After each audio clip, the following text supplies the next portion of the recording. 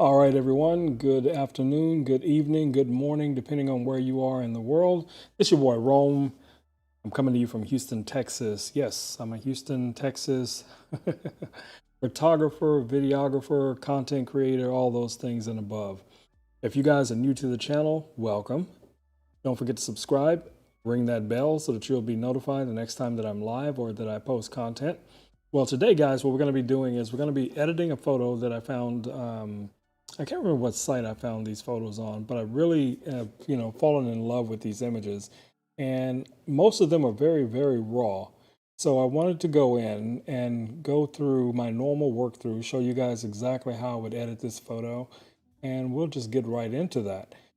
If you guys stick around, there is going to be an announcement later this week as to some giveaways. I have a number of items that I'll be giving away over the next 30 days or so. And all the instructions as to how you guys can win or enter to win will be posted probably tomorrow. But I'll give you a real quick, a little look into it. I got a couple of, fitness items that I want to give away. One of them is these really cool temperature controlled mugs. I think a lot of you guys that are, going to work, if you're still going to work in the mornings, if not, if you're just working from home and you want something really cool to put your coffee or your cold beverage in. And what's cool about these is that you can literally just tap on the top of them and it'll tell you what the temperature of your drink is. So that's pretty cool. The other thing that I'm going to be giving away is one of my old Wacom tablets. The bamboo tablet that I had, I've had it for years. Well, obviously, the computers that I'm running now, they no longer support it. So if someone out there can benefit from that tablet, if you're using an older Windows system or an older Mac system, and you can run these drivers, you're more than welcome to enter to win. And as soon as, we get enough people to enter, I'll, do a randomized, selection, and then we'll get those gifts out to you guys. All right, so let's get to it. So we're going to just go ahead and open this image in Photoshop. All right, so as we can see here already, it's a little underexposed, but there are some definite hot spots from the lights, and we can see that as well. You can see it here in the scarab as well as in her skin. So we want to try and address a few of these issues before we even get into Photoshop. So the first thing I want to do here is I want to look at the highlights. So I've got the highlights already all the way down. We're going to bring the exposure down just a touch. Then what we're going to do here is look at where our whites are sitting. We can see them just kind of peeking through there. That's okay. And then let's look at our black levels. Peeking through, okay, all right. So now we're just gonna maybe add just a little bit of clarity, maybe up to maybe about 5 plus 5, something like that. Zoom in here real quick, see what we're getting. So this is a really detailed image. I mean, the skin is, really nice. It's a very sharp image. It's 24 megapixels, so that's a good start. Now we could always enhance this image in Photoshop. You have the option to right click and then go down to enhance. And sometimes that'll double, sometimes even triple the size of your image. But for this image, I think we're good, where we're at. So we're just going to go ahead and roll with this. So let's go ahead and just open this image, get it in the Photoshop and get it rolling. All right. So as you can see here, guys, we are in Photoshop.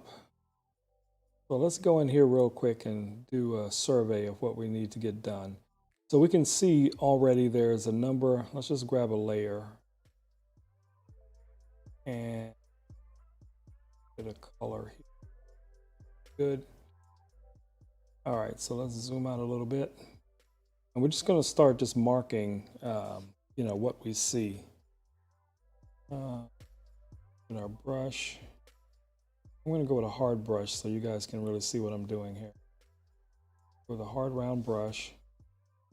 And then I want to make it really, really small. Marking. Yeah, that's not bad. That'll do it. Okay. So as we zoom in here and look at this image a little bit closer, we can start to see where the acne is and all that stuff. So I could see here in this area here, right here in the T-zone here, a few little areas up here, definitely under the eye on this side.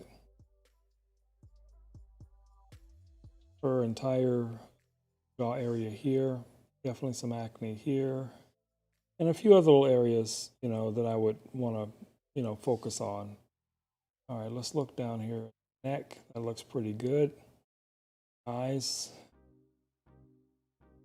There's a few little red veins in the eyes, and we can go in and touch those up as well.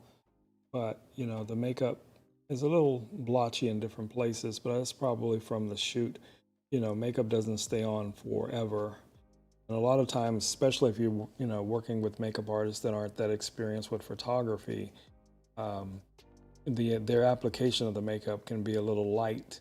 And then all of a sudden you have, 500 to 1,000 watt lights, hitting your model, man, you got a problem. But let's get rid of this layer.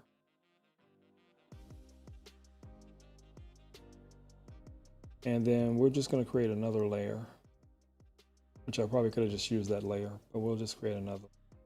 And we're just going to go in and we're going to use our spot healing brush.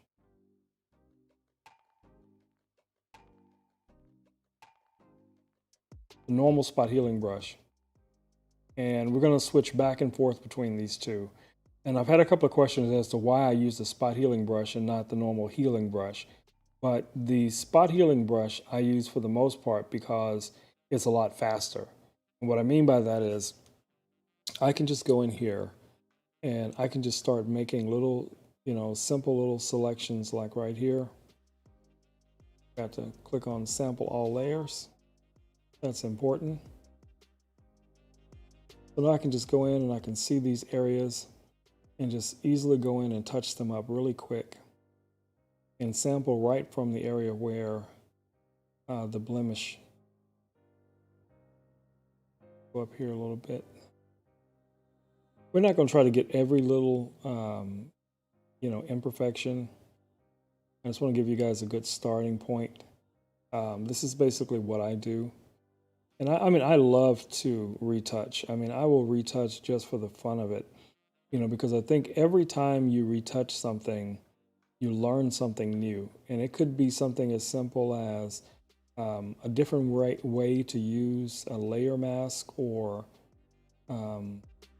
a different technique or skill that you acquire with your spot healing brush or your liquify tools or whichever tools you use, on a weekly or daily basis.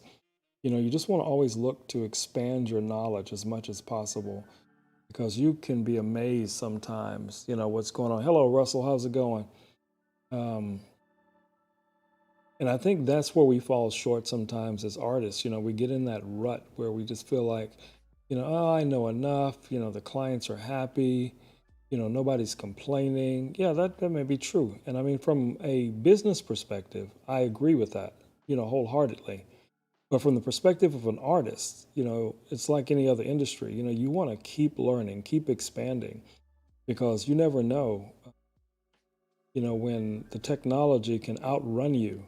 And what I mean by that is, you got things that are going on almost on a daily basis. Look at the new iPhone that just came out, or that's coming out later this week. This phone will be able to shoot later on, when they do the update after it's been released, Apple. But it'll be able to shoot Adobe Raw, and to shoot raw video on a smartphone, wow, ProRes. And you're able to, I said Adobe Raw, but yeah, ProRes video. And you just think about that. Most of our high-end cameras can't shoot in that format. We're having to, once we shoot something, we have to come in and then do a conversion of some sort. To convert, especially if you're using like Final Cut or, Premiere, if you use Premiere. It's just amazing how fast the technology is, growing by leaps and bounds. So if you want to stay in this industry, whatever it may be, trust me, educate yourself as much as you possibly can, and don't just, put all your eggs in one basket. And I see a lot of people do that. I am one of those people that I literally try to learn something every day. And I know this sounds crazy and people say that all the time, but I'm literally one of those people. Whether it's watching YouTube videos or, talking with other, creators, looking at things that they've created. It's like I was telling someone a couple of days ago, and another thing that I've been doing here recently, and that's another reason why I really wanted a good tablet, is to be able to learn to draw and to paint, because I feel like those skills will, benefit me as a retoucher and a photographer, just being able to be a little bit more creative when it comes to applying different things. So you know what I'm going to do here? I'm going to add a black and white layer, and that'll show me where a lot of the little acne areas are and make it a lot easier for me to go in and find them.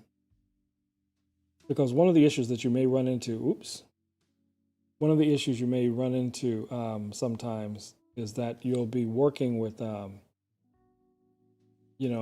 models or clients that have done their own makeup, and it's very dewy and oily-ish, type of consistency. I usually try to always educate my clients, about makeup, as best as I can. I actually have an email that we send out to them, especially like our corporate clients, when we know we're going to be doing like corporate headshots and things like that. I know that a lot of, ladies, in the corporate industry, they don't spend a lot of time, on a daily basis doing their makeup like somebody going out, in the night or something like that, or someone that may be in the fashion industry or fashion minded. So we will give them a lot of suggestions as to the right type of makeup to purchase if they're buying something new, what to wear or what not to wear, depending on how much retouching is going to be involved. Because the disadvantage to shooting on location sometimes is you don't have your full studio, so you're working with very limited lighting setups. I'm usually going in with I used to go in with pro photos everywhere. Every time I would do a shoot, I'd drag all my pro, at least 2 or 3 pro photos with me. I don't do that anymore. Now I've acquired a couple of Godox strobes, and they work just fine. And I'll go out and do the entire shoot with just those lights.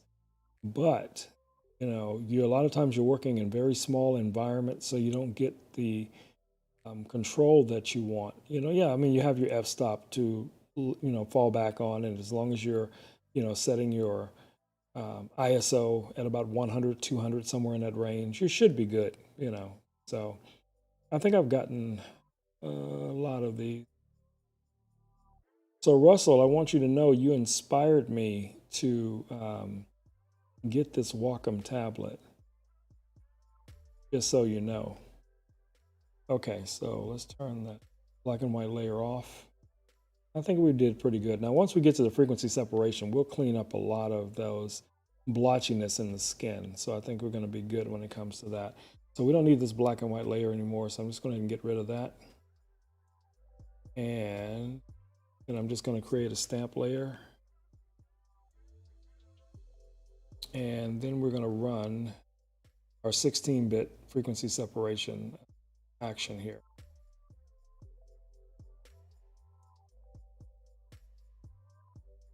So this is a 24 meg image. So we could probably get this up to about 14.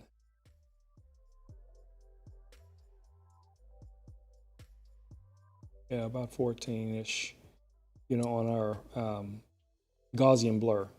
So we're just going to go ahead and run that.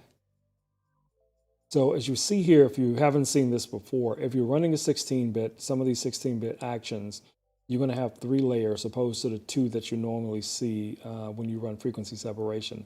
This middle layer is for color correction, in case you need to go in and then paint in color in areas that maybe you weren't able to correct using frequency separation. Just zoom out a little bit. So I usually try to keep this at about 100%. I mean, when it comes to zooming out on the image so I can see it. And then I just go in, obviously I'll turn off this layer and then extra layer. But then I'm always going to create my black and white layer to kind of help me, to give me kind of a helper. Now there's solar layers. There's, so many different ways you can go about doing this exact same thing.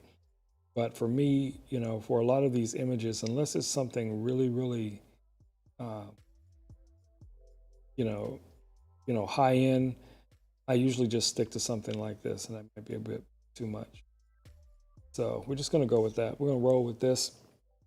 And then I'm going to go here, choose my mixer brush. Look at my brushes here real quick. I have a skin brush that I've been using. And if I can find it, that is. It's basically a mixer brush. It is a mixer brush, but this one right here.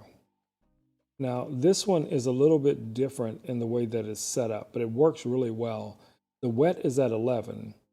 The load, the mix, and the flow are all at 40.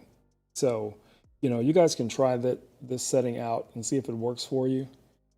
So far, I've really enjoyed working with it. I haven't had any problems mixing or anything like that. But just keep an eye on what it is that you're mixing. But, I'm just going to get in here, start mixing this down. You can see the blotchiness in her skin. And all we want to do is just try and create some kind of harmony in the skin tone and blend the shadows here.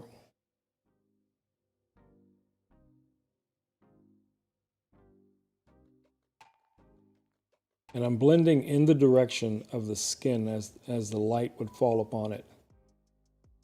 So we know that's a highlight. A little highlight here above her eyebrow. Now some of these you'll see kind of a circular movement, and then others you'll see me kind of going straight across because I'm going along with the grain of the skin. So think about it like if you were applying makeup, or if you were painting something in your house as an example. You wouldn't be painting in a circle. You would normally be painting in a direction or the grain of the wall or something like that. So you got to think about it kind of from that perspective. But what you're looking at here is you're looking at those little imperfections, and you're just painting in different directions sometimes until you can get them to blend the way you want to, the way you want to see them. And we could turn this layer off real quick and just see where we're at. Turn the black and white off. And then we can still see like there's a little bit of color here that's mixed. It needs further mixing. Just kind of blend it in.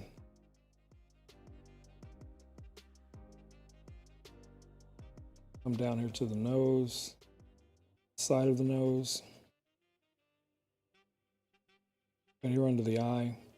As you see, I'm going along the length of the eye, and then the cheek.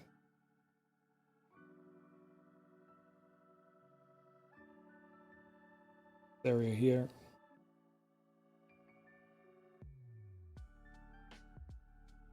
And like I said, because she had a lot of acne, there's going to be some differences in the skin tone. So you just want to go in and, clean that up as best as possible. Look for your highlights.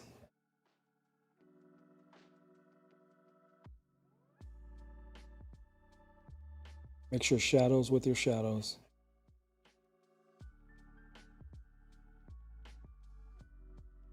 And let's jump down neck.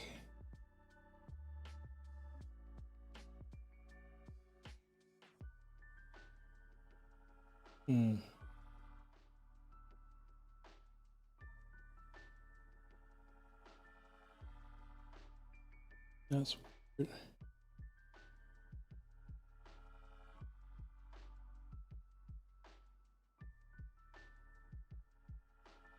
It's a little bit smaller.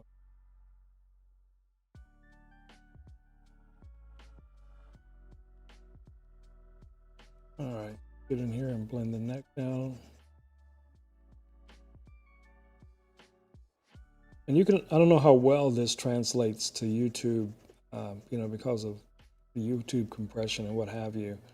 But if you follow along or you do these on your own images, you'll start to see where there's patterns that are emerging, and you're looking for those patterns so that you can clean them up early. Now, some of these, you know, you could avoid by just coming in and removing those lines. So you see here from this brush being at 40 and the wet at 11, I'm going to actually bring the wet down a little bit. I'm going to bring that down to,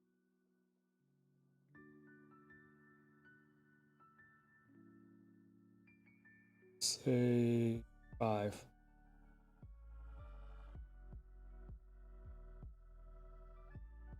Because it just felt like it's just moving the colors around just a wee bit too much, more than I like.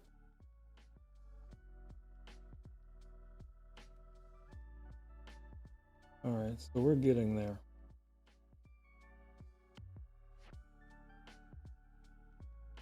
I think we're good enough when it comes to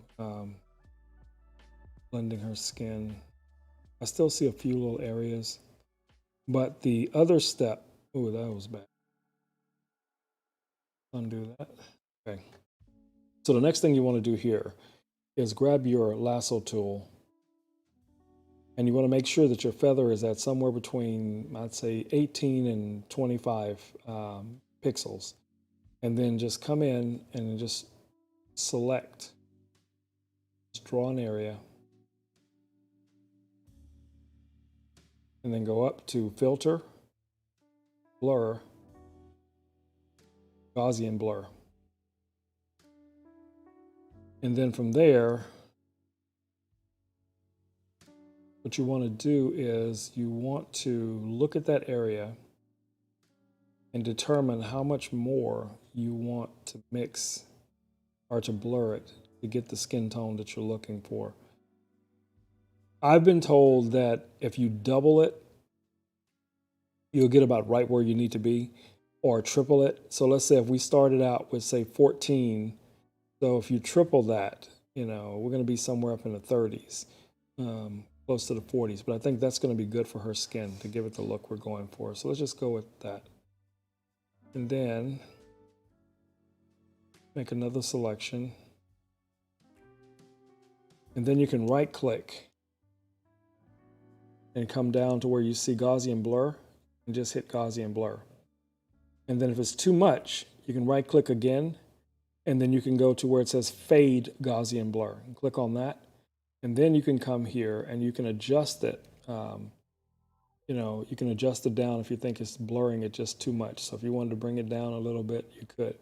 And you also have your normal layers here. I mean, your, you know, soft light and all that other stuff if you want to use any of those. But I usually just leave it at normal. I'm just, you know, taking away some of the blur. And then just go back in and just keep moving with it, you know. So you just pick your next area.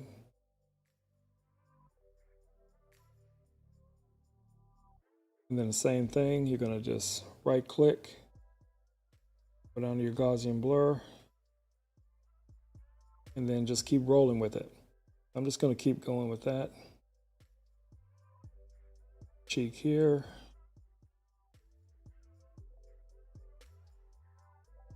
And you may alternate this, you know, some areas you may not want it to be as strong as other areas.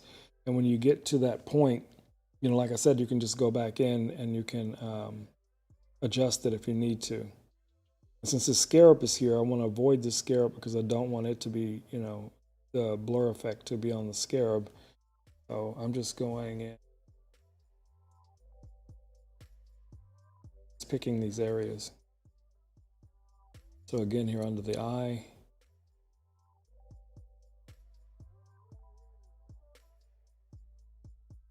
Down. And we only have like one more little area right around the lip. Now, a lot of us, we have a tendency to forget about the rest of the body, you know, don't. So if you're doing all this work on the face, you know, don't forget about the rest of the body because, you know, that's a part of it. So like down here on her neck, you know, I would come in here. Maybe I'd select just this area here. Right click. I'm just doing it in sections. Go there. And then we're almost done. Just this one little section here. I don't think I missed any sections. Okay, so now we should be good. So now if we turn our texture layer back on, and we're going to leave the black and white off, but if we come all the way down here to, we come all the way down here, option, click on this. That's before, that's after, before, and after, just from the little things that we've done. So as I said before, there's a third layer right here. So you can turn this layer on and select it. Then what you can do is you can go to your normal brush and then option click if you're on a Mac and sample the color. And then, you know, you can always, you know, make your brush whatever size you need it to be if you see an area that you need to paint in. Okay. Let me bring the opacity of this brush down. I don't want it to be hard. I want this to be a soft brush.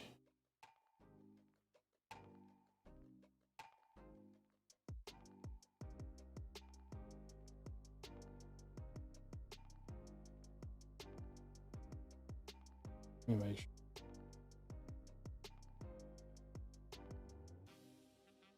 How did that jump over to? That's weird. Let's make sure. I want it to be a soft brush, right? So now I'm just going to paint in like right here where you see there's a little dark area here in the shadow. But let's go back here, option click. I'm going to take that color and we're going to bring that flow all the way down to maybe 2%.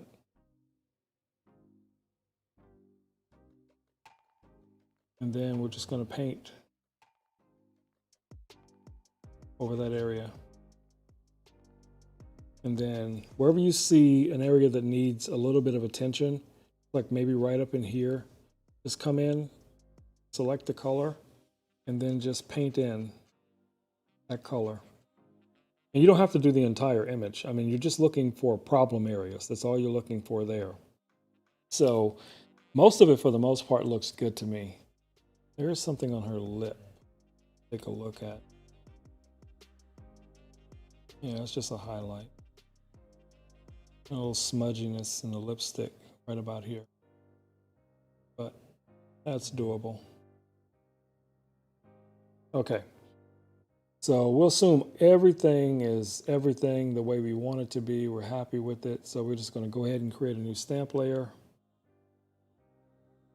And then from there, the next thing we're going to do is we're going to do a little bit of dodging and burning.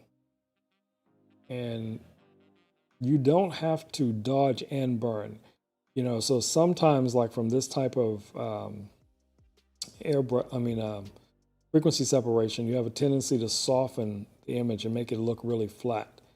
So what I like to do is just come in more and burn than I do dodging. But I do see some areas that can benefit, like right here from a little bit of dodging here. And if you're thinking about it from the perspective of traditional photography, so let's get our brush. We're at about 2%, that's good. So we're just gonna paint in here. Think about it like Rembrandt lighting. So I just wanna paint in here and just highlight that area. And these little light areas here where I see the highlights, I just wanna, you know, just kiss them, just give them a little kiss of light. Maybe just right here. Come down and a little bit on the neck.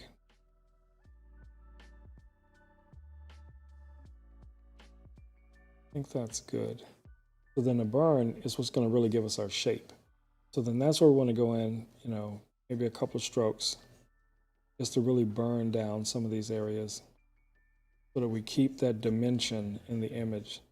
so we don't wind up with a really flat image. You know, especially if you're working with someone that's going to be printing possibly these images, you want to make sure that you're doing this. So now you see the ribbon that's around her hair. So what I'm going to do is I'm just going to go ahead and burn down these dark areas.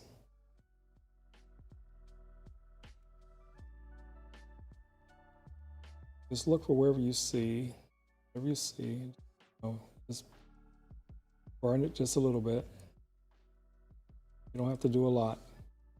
I'm gonna go back to my dodge. I'm gonna dodge these highlights in her hair.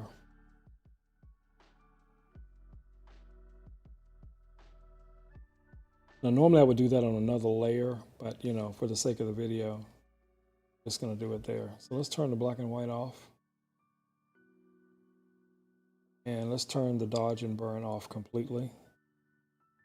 So that's before, and that's after. See, it's very, very subtle because I'm only using 2%, you know, flow. But if I bring this up to, let's say, 10%, and then on my burn, I come back in here, and then I start to burn like her cheek here, maybe just along the neck.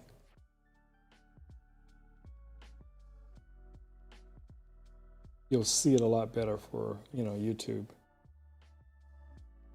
So I'm just trying to give it a little bit of dimension so that so it's not a flat image. So this side of the face is a little shadowed, even though the light is coming from this direction.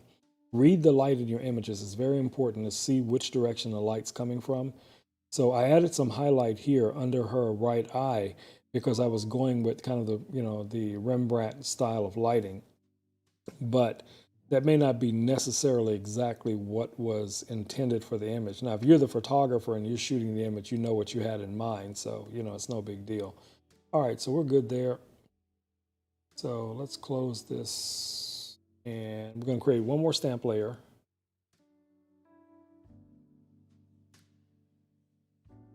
And now what we're going to do is we're going to zoom in here. We're going to clean her eyes up a little bit.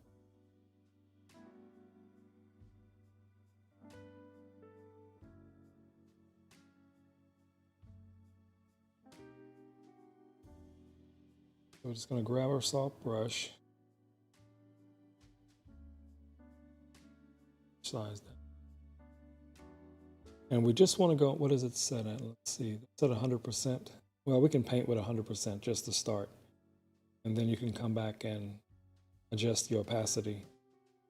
What I don't want to do in this situation is remove all of the nuances to the color of her eyes. So there's a little bit of veins in the eyes. We're going to leave those for this image. So I think that's going to give it more of a natural feel.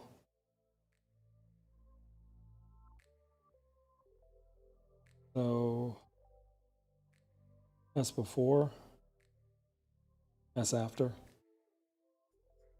And it's the same as with the teeth. With the teeth, you don't want to brighten the teeth so much that they start to look gray, you know, because teeth have color just like the eyes have color. Now I'm going to go back to this group here for our dodging and burning. And I'm going to go to the burn layer.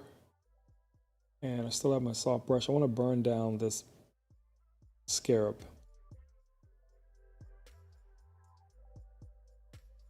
Just a little bit.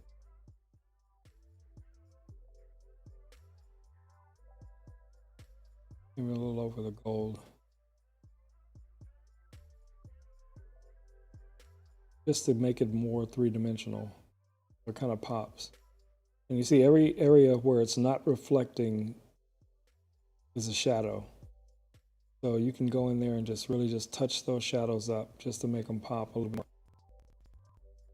And yeah, Russell, this tablet is coming really handy, you know, when it comes to flights. So thank you for suggesting the Wacom tablet. Okay, so I think we're good. Let's zoom all the way out and look at our before and after.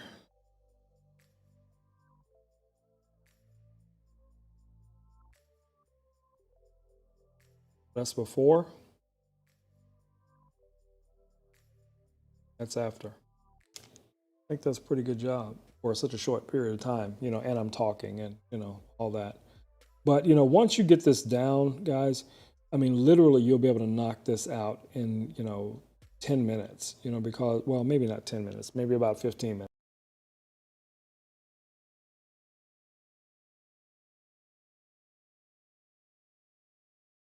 minutes, you know, depending on, you know, the image. But you will be able to get it done, you know, so this is not something that's going to take you an hour per image, you know, unless you're doing a video or something like that.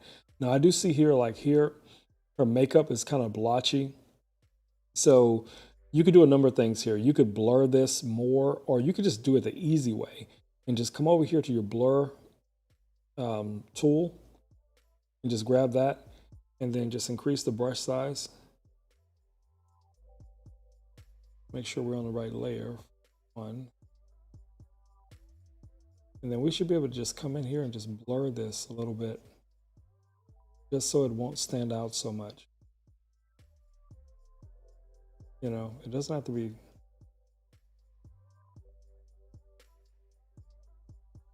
I just want to blend it a little bit, just so it doesn't look so flaky. So I think that's good. Because remember, we're going to be looking at this image from this size. Now, if you think about this image realistically, if somebody is using these for social media, they're going to see this image about that size. So at that, you know, dimensions, you know, you don't see all these little details, but it's still important for you as a creator, you know, to do as best you can to eliminate any of the imperfections. So even at, let's say that, you know, dimension, we go back over here and we turn off all these other layers, you know, that's the before and that's the after. You know, most people, a lot of people might not even be able to see the difference. Okay, I wasn't even on the right layer. So that's before and that's after. So yeah, it's a big difference, you know, because we went in and we, you know, did the frequency separation and we cleaned up all of the pimples and things like that. There's still more we could have done. We could have gone here and enhanced her lips. Where's my little lip enhancement? Right layers, get into trouble. I'm going to run this little lip enhancement.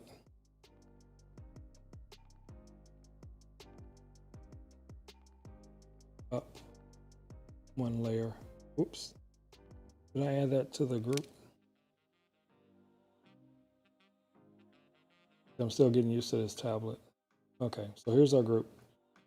And then what we're going to do here is just zoom in on her lips.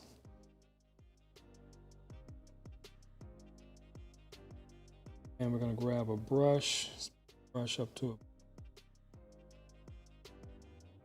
Maybe about there, soft brush. And we're just going to paint in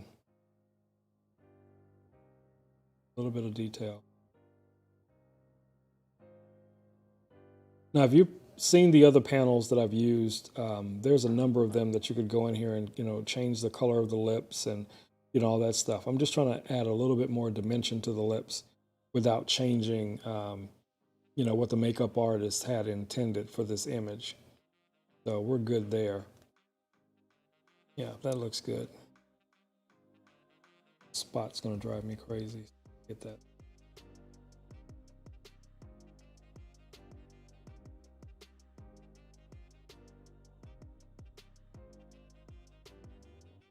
That'll work.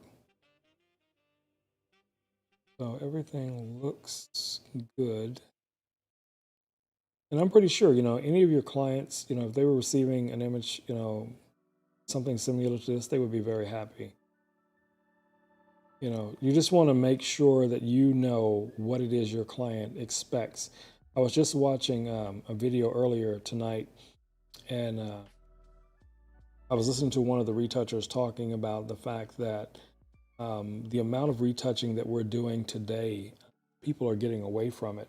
You know, they're, you know, because it's all about being proud of the skin that you're in and things like that. So, you know, that's realistic, you know, so. And, when it comes to liquefying and things like that, so those are things that we're going to have to take into consideration. I mean, obviously, if our client wants it, you give the client what they want, but don't just automatically go in and start, doing things, to people, to their images without their permission, because, they may be very happy with those few extra pounds or whatever it is. So, just let it, you know, communication is the key. I mean, I can't emphasize that enough. Communicate with your clients and make sure you're doing what they want you to do. Now, if you're doing these things for your portfolio, man, have at it. Do whatever you want to, Hoss. You know what I'm saying? Make it happen.